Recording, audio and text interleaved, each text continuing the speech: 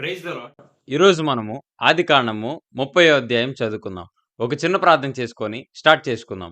మహాపరిశుద్ధుడవు ఘనమైన గొప్ప దేవ తండ్రి యేసయ్య మీకు స్తుతులు ప్రభువా. నాయనా ఈరోజు ప్రభువా ఆదికాండము 30వ అధ్యాయం చదువుతుండగా ప్రభువా మా ఒక్కొక్కరికి జ్ఞానమును దయచేయండి నాయనా.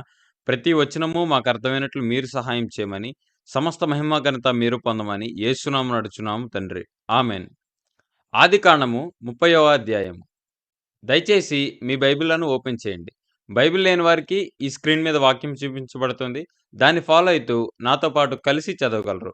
ఆదికాండము 30వ అధ్యాయం.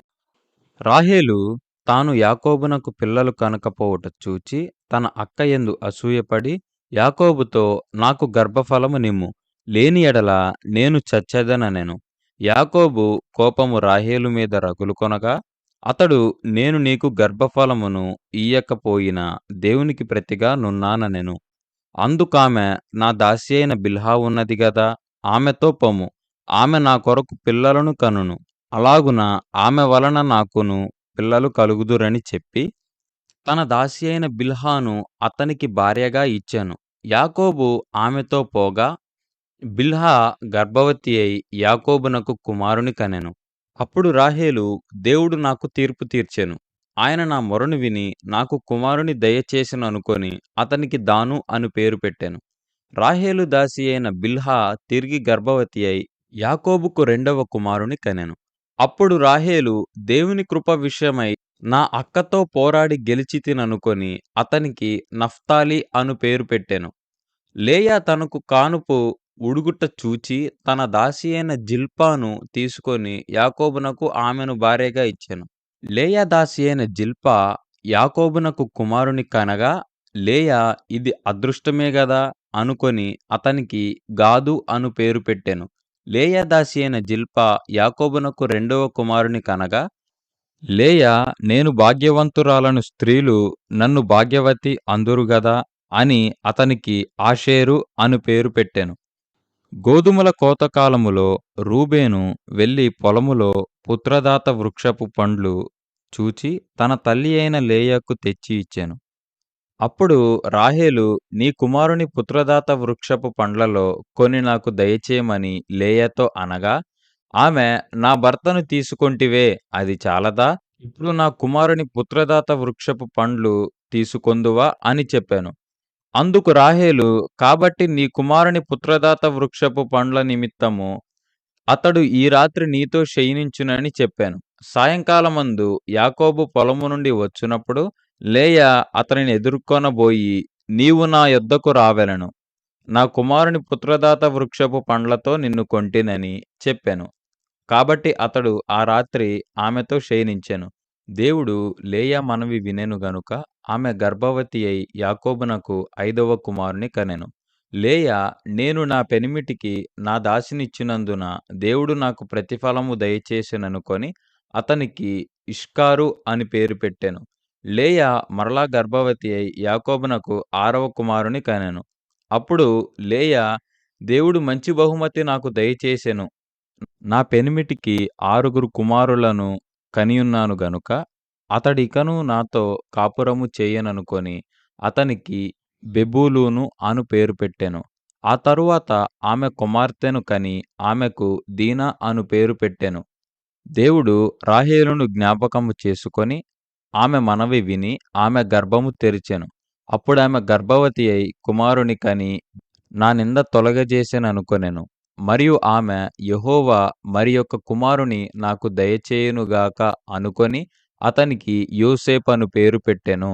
రాహేలు యోసేపును కనిన తరువాత యాకోబు లాబానుతో నన్ను పంపివేయుము, నా చోటికిని నా దేశమునకును వెళ్ళెదను, నా భార్యలను నా పిల్లలను నాకప్పగించుము, అప్పుడు నేను వెళ్ళెదను, వారి కోసము నీకు కొలువు చేసితిని, నేను నీకు కొలువు చేసిన విధమును నీవెరుగుదువు గదా అని చెప్పెను. అందుకు లాబాను అతనితో నీ కటాక్షము నా మీదనున్న ఎడల నా మాట వినుము, నిన్ను బట్టి యెహోవా నన్ను ఆశీర్వదించెనని శకునము చూచి తెలుసుకొంటినని చెప్పెను. మరియు అతడు నీ జీతం ఇంతయని నాతో స్పష్టముగా చెప్పుము, అది ఇచ్చేదననెను.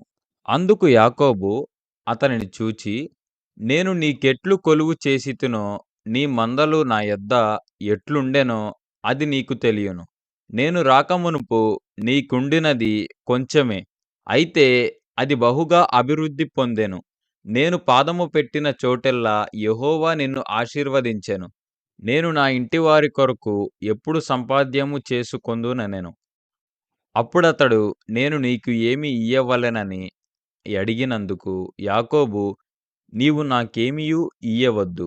నీవు నా కొరకు ఈ విధముగా చేసిన ఎడల నేను తిరిగి నీ మందను మేపి కాచెదను.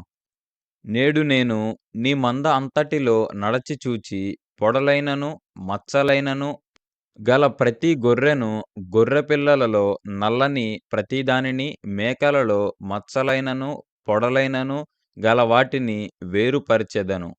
అట్టివి నాకు జీతమగును. ఇక మీదట నాకు రావలసిన జీతమును గూర్చి నీవు చూడవచ్చునప్పుడు నా న్యాయ ప్రవర్తనయే నాకు సాక్ష్యమగును. మేకలలో పొడలైనను మచ్చలైనను లేనివన్నియు, గొర్రెపిల్లలలో నలుపు లేనివన్నియు నా యొద్దనున్న ఎడల నేను దొంగలితినని చెప్పవచ్చుననెను. అందుకు లాబాను, మంచిది, నీ మాట చొప్పునే కానిమ్మనెను. ఆ దినమున లాబాను చారయైనను మచ్చయైనను గల మేకపోతులను, పొడలైనను మచ్చలైనను గల పెంటి మేకలన్నిటినీ, కొంచెము తెలుపుగల ప్రతిదానిని, గొర్రెపిల్లలలో నల్లవాటిని నన్నిటినీ వేరుచేసి తన కుమారుల చేతికప్పగించి, తనకును యాకోబునకును మధ్య 3 దినముల ప్రయాణమంత దూరము పెట్టెను. లాబాను యొక్క మిగిలిన మందను యాకోబు మేపుచుండెను. యాకోబు చీనారు జంగిసాలు అను చెట్ల చువ్వలను తీసుకొని ఆ చువ్వలలో తెల్లచారలు కనబడునట్లు అక్కడక్కడ వాటి తోకలు ఒలిచి, మందలు నీళ్లు త్రాగు వచ్చినప్పుడు అవి చూలు కట్టుటకు అతడు తాను ఒలిచిన చువ్వలను మందలు త్రాగుటకు వచ్చు కాలవలోను నీళ్లగాళ్లలోను వాటి యొద్ద పెట్టగా, మందలు ఆ చువ్వల ఎదుట చూలు కట్టి చారలైనను పొడలైనను మచ్చలైనను గల పిల్లలను ఈనెను. యాకోబు ఆ గొర్రె పిల్లలను వేరుచేసి చారలు గల వాటి తట్టును, లాబాను మందలలో నల్లని వాటి తట్టును, మందల ముఖములు త్రిప్పి తన మందలను లాబాను మందలతో నుంచక వాటిని వేరుగా ఉంచెను. మందలో బలమైనవి చూలు కట్టినప్పుడెల్లను అవి ఆ చువ్వల ఎదుట చూలు కట్టునట్లు యాకోబు మంద కన్నుల ఎదుట కాలువలలో ఆ చువ్వలు పెట్టెను. మంద బలహీనమైనప్పుడు పెట్టలేదు. అట్లు బలహీనమైనవి లాబానుకును, బలమైనవి యాకోబునకును వచ్చెను. ఆ ప్రకారము ఆ మనుష్యుడు అత్యధికముగా అభివృద్ధి పొంది విస్తారమైన మందలు, దాసులు, ఒంటెలు, గాడిదలు గలవాడాయెను. దేవుడి వాక్యమును దీవించునుగాక. ఒక చిన్న ప్రార్థన చేసుకొని ముగించుకుందాం. మహాపరిశుద్ధుడవు ఘనమైన గొప్ప దేవ తండ్రి యేసయ్య, మీకు స్తుతులు ప్రభువా. నాయనా ఈరోజు ప్రభువా ఆదికాండము 30వ అధ్యాయం చదువుతుండగా ప్రభువా మా ఒక్కొక్కరికి జ్ఞానమును దయచేశారు, మీకు స్తుతులు నాయనా. ఇలాగే నాయనా ప్రతిరోజు ప్రతి అధ్యాయం చదువుతుండగా ప్రభువా మా ఒక్కొక్కరికి జ్ఞానమును దయచేయమని, సమస్త మహిమ ఘనత మీరు పొందమని యేసు నామమున నడుచున్నాము తండ్రి. ఆమేన్. మరలా రేపు కలుసుకుందాం. ఆదికాండము 31వ అధ్యాయం చదువుకుందాం. అంతవరకు సెలవు.